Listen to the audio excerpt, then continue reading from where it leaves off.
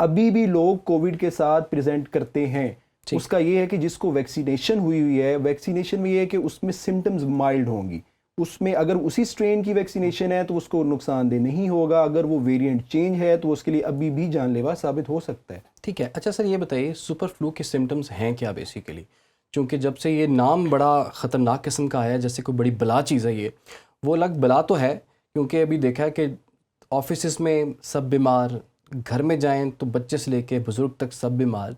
تو لگ یہ رہا ہے کہ بڑی کو پاورفل یہ جراثیم ہے.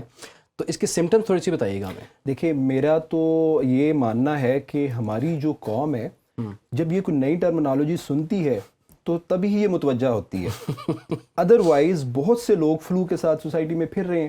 وہی وائرس ہوگا جو کہ ابھی ہوگا. اب سچویشن کیا ہے؟ جب آپ کو وائرس ہوگا، بیسیکلی جو وائرل انفیکشن ہوتے ہیں، ان وائرس انفیکشن کا ایک ٹائم پیریڈ ہے. اس ٹائم پیریڈ میں اگر تو پہلا جو ویک ہوتا ہے، 4-5 دن آپ کہہ لیں مینلی، اس میں آپ کو کچھ بھی نہیں ہوتا. آپ وائرس کیری کرتے ہیں، جسٹ یہ ہوتا ہے کہ باڈی کے اندر ویکنیس، لیتھارجک، انسان پنجابی میں لوگ کہتے ہیں نا یار جسا جڑا ہے نا ٹوٹدا پہ ہے. مریض ٹرمینالوجی یہ یوز کرتے ہیں ہمارے پاس آ کے. تو اس میں وہ وائرس کو کیری کر رہے ہوتے ہیں. ان کو فیور نہیں ہوتا، ان کو فلو نہیں ہوتا، کوئی بھی اور سمٹم نہیں ہوتی. جیسے یہ فیز بڑھتا ہے، اگر وہ امینو کمپیٹنٹ اتنا نہیں ہے بندہ، تو اس کو فلو سٹارٹ ہوگا، فیور ہائی گریڈ سٹارٹ ہوگا، ہیڈ ایک سٹارٹ ہوگی. اگر اس نے سسٹم کو نیچے بھی انوالو کر لیا ہے تو سانس کے مسائل ہو سکتے ہیں.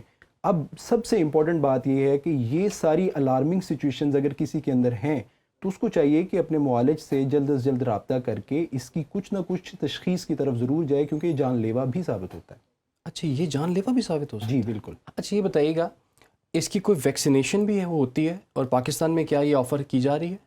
جی، پبلک اویئرنیس کے لیے یہ سوال بڑا ہی امپورٹنٹ ہے. بہت سے لوگ ہمیں میسیجز چھوڑتے ہیں ہم سے کلینک میں. ایون ایک ایسی فیملی بھی ہے جنہوں نے اپوائنٹمنٹ کی فیس دے کے جسٹ وہ ویکسین کی انفارمیشن لینے آئے ہیں. تو سب سے پہلے میں آپ کو اپریشیٹ کرتا ہوں کہ آپ اس طرح کے پلیٹ فارم سے ایک جنرل پبلک کے لیے ایک خاص عام جو لوگ ہیں ان کے لیے آپ اس طرح کے میسیجز ان کو دے رہے ہیں کہ وہ گھر بیٹھے اس طرح کی معلومات ایزیلی حاصل کر سکتے ہیں، فرسٹ آف آل. سیکنڈلی، جی ہاں بالکل اس کی ویکسین موجود ہے، پاکستان میں بھی موجود ہے. ہم اس کی ویکسین ریکمینڈ بھی لوگوں کو کرتے ہیں کہ وہ لگوائیں. خاص طور پہ وہ لوگ جو کہ بوڑھے ہیں، خاص طور پہ وہ لوگ جن کو دل کے امراض ہیں، شوگر ہے، بلڈ پریشر ہے، ان کو ہم ضرور ریکمینڈ کرتے ہیں کہ آپ اس ویکسین کی ایک ڈوز ضرور لگوائیں. ٹھیک ہے.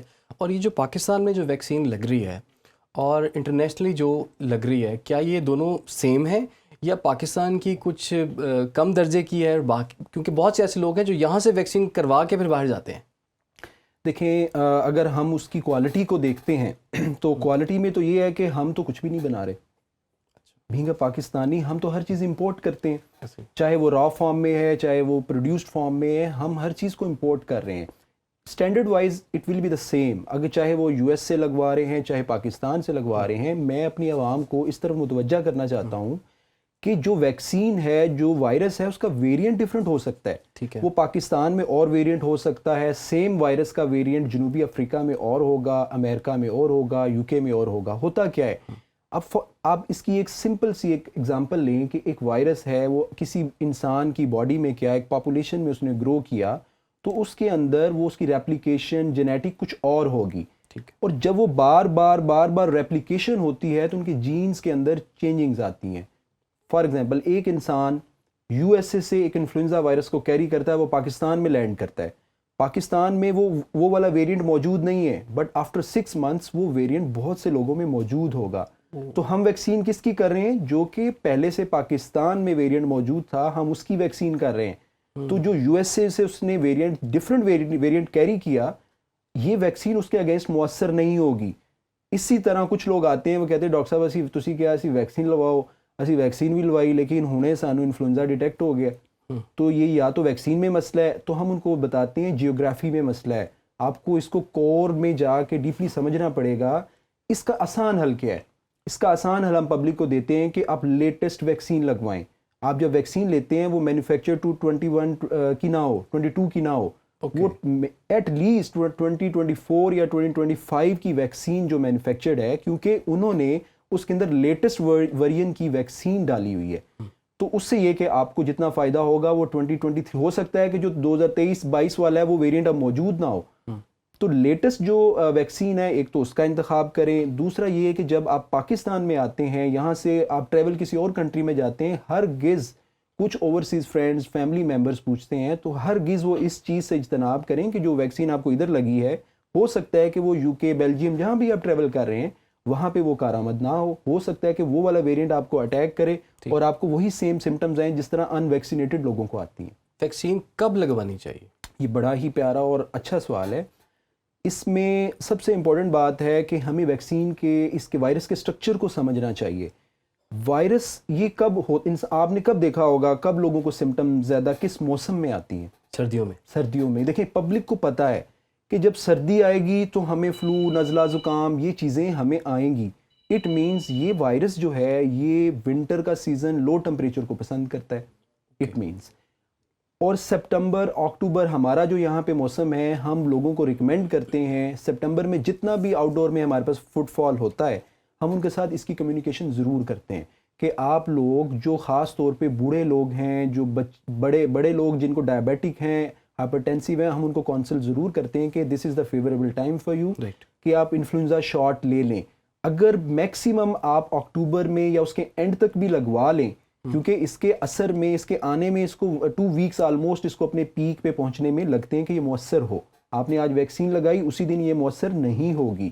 آپ ویکسین لگوائیں گے اس کے ود ان 2 ویکس یہ ویکسین اپنی پیک پہ پہنچتی ہے. اس کے بعد اگر آپ کا ایکسپائر ہوتا ہے تو پھر آپ اس سے پروٹیکٹیو ہے. فار ایگزامپل ایک اور بات اس میں بڑی امپورٹنٹ ہے کہ 14 دن کا اس میں ہمیں ٹائم مل رہا ہے. اگر سردیاں سٹارٹ ہو گئیں یا اگر آپ کو اس کے وائرس نے کیری کر لیا تو آپ وہ ویکسین لگوائیں گے. ہو سکتا ہے کہ ڈیورنگ ویکسینیشن 1-2 دن میں آپ وائرس کو کیری کر رہے ہوں, آپ ویکسین بھی لگوا رہے ہیں, آپ کو فائدہ بھی نہ ہو. اس لیے ریکمینڈڈ ٹائم جو ہے وہ آپ سپٹمبر کے میں شروع ہو کے اکتوبر کے اینڈ تک اس موسم میں لگوا لیں. لیکن قطعاً ممانعت نہیں ہے کہ اگر کوئی انسان اس کو نومبر میں بھی لگوانا چاہتا ہے کوئی ممانعت نہیں ہے, وہ لگوا سکتا ہے. بٹ بیسٹ ٹائم جو ہوتا ہے وہ سپٹمبر اکتوبر تک ہوتا ہے. اور نیکسٹ شاٹ اس نے کب لینا ہے؟ اس نے 1 ایئرلی شاٹ لینا ہے. اچھا 1 سال کے بعد. دیکھیں ہمیں سم ٹائم 2 شاٹس کی بھی ضرورت پڑ جاتی ہے, وہ ہم 4 ویکس کے بعد اس کو ریپیٹ کرتے ہیں. وہ depends upon the different patient situation. But عموماً یہ ہوتا ہے جو 99% لوگوں کے لیے ہے وہ سال میں 1 شاٹ لیتے ہیں.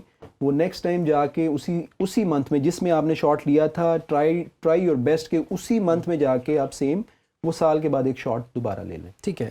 اچھا ویسے ڈاکٹر صاحب ابھی سے یہ شاٹس آنا شروع ہو گئے ہیں, یہ ویکسینیشنز آنا شروع ہو چکی ہوئی ہیں, لیکن پرانے زمانوں میں تو ایسی کوئی چیز نہیں تھی. ایسا نہیں تھا کہ بیماری نہیں ہوتی تھی, لیکن شاید مجھے جو لگتا ہے کہ امیونٹی جو ہے لوگوں کی بڑی زبردست ہوا کرتی تھی. تو یہ جو پاکستانیوں کی امیونٹی ویسے کہا یہی جاتا ہے کہ اتنی کمزور تو نہیں ہے, لیکن مجھے جیسے آپ بتا رہے ہیں کہ لوگ جس طرح سے بیمار ہو رہے ہیں تو ان کی امیونٹی بہت ویک ہو گئی ہوئی ہے. اس کی آخر وجہ کیا ہے, اور اگر امیونٹی کو ہم انہینس کی طرف لے کے جاتے ہیں تو اس کے کیا طریقہ کار ہوں گے؟ دیکھیں میں آپ سے ایک سمپل سا سوال کرتا ہوں کہ آپ کو کیا لگتا ہے کہ آپ نے زندگی میں آخری بار خالص دودھ کب پیا تھا؟ شاید کبھی بھی نہیں. تو مسئلہ یہاں پہ ہے. We all know what is the problem. تو ہمارے جو 4 فادر انسیسٹرز تھے وہ ابھی دیکھ لیں, ایون کوئی بندہ آپ کو 70 ایئر میں ملے گا تو وہ اس کے اندر وہ جو طاقت ہے وہ کام کرنے کی. کل میں دیکھ رہا تھا کہ میں صبح اپنے گھر کی طرف مڑ رہا ہوں, ایک کوئی 80 ایئرس کے بابا جی ہیں, انہوں نے اپنی بیٹی کو پیچھے بٹھایا ہوا ہے, ہاتھ میں ان کے وہ گھاس کاٹنے کے لیے کچھ سامان ہے اور وہ سائیکل چلا کے جا رہے ہیں. واہ. تو میں یہ امیجن کرتا ہوں کہ یہ جو جنریشن 70-80 میں پہنچے گی تو یہ تو اس قابل نہیں ہے. پہنچے گی اس کی یہ بھی ایک کوسچن ہے. اس کی سب سے امپورٹنٹ ریزن ہمارا انوائرمنٹ ہے, ہماری فوڈ ہے, ہماری ہیبٹس ہیں. آپ فوڈ کو لے لیتے ہیں کہ فوڈ ساری تو آپ کی پیور نہیں ملتی آپ کو. آپ دودھ کو لے لیں, ایون آپ پاکستانی ایسی قوم ہے, ہم گھی خریدنے جاتے ہیں نا, اس کے اوپر بھی لکھا ہوتا ہے انریچڈ ود وائٹامن ڈی.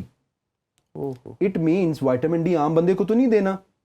اب گھی والوں کو بھی پتا ہے کہ جس قوم کو ہم یہ گھی کھلا رہے ہیں ان میں وائٹامن ڈی نہیں ہے. آپ کبھی اس بات پہ غور کریں, ایک نارمل بات نہیں ہے. آپ ایک وائٹامن ڈی گھی میں بھی ڈال کے دے رہے ہیں تو اٹ مینس کہ ہم تو وائٹامن ڈیفیشینٹ ہیں, کوئی چیز خالص نہیں ہے. پھر ہماری ہیبٹس نیچر کے اگینسٹ ہیں, ہم راتوں کو جاگتے ہیں, دن کو سوتے ہیں. اس کے علاوہ بھی ہماری لائف میں کوئی واک نہیں رہی ہے,